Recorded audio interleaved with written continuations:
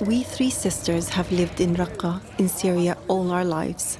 Raqqa was known as the city of powerful women. If you needed anything here, you had to speak to a woman. But the Islamic State changed that. They made us cover our faces, told us not to wear trousers, to not leave the house without a man who was responsible for us. Our friends were forced to marry soldiers, or forced to be prostitutes for them. But the men tired of them, leaving them pregnant and alone. IS created a female Islamic police force. They watched us, they beat us, they searched us in inappropriate, filthy ways. They spoke in tongues other than Arabic. My elder sister bickered with her in-laws. They reported her and she was taken to the religious police, the Hizbah. They sentenced her to flogging. She was lashed many, many times. Her body will never recover. They do much worse to women who challenge their politics. They leave them in a place nearby where hyenas hunt. They are eaten alive. My younger sister is in her early 20s. She's afraid to leave the house. She sits with my mother all day.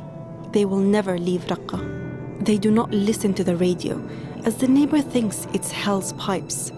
They are afraid of being reported. I'm a mother. Did I tell you that? My son is 8.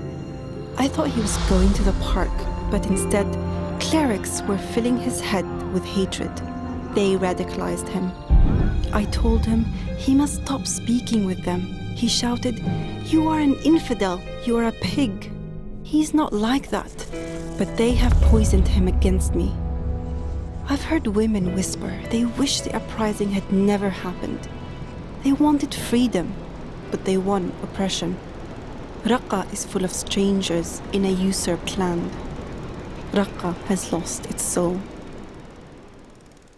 I'm Pilot Officer Mariam Mukhtiar from Karachi and I'm 21 years old. I'm undergoing training in Advanced Jet Training Squadron, PF Academy Risapur. My mother is sometimes concerned that it's a male-oriented society and the job I'm doing is very different, very extraordinary. So her concern is there and I respect her concern.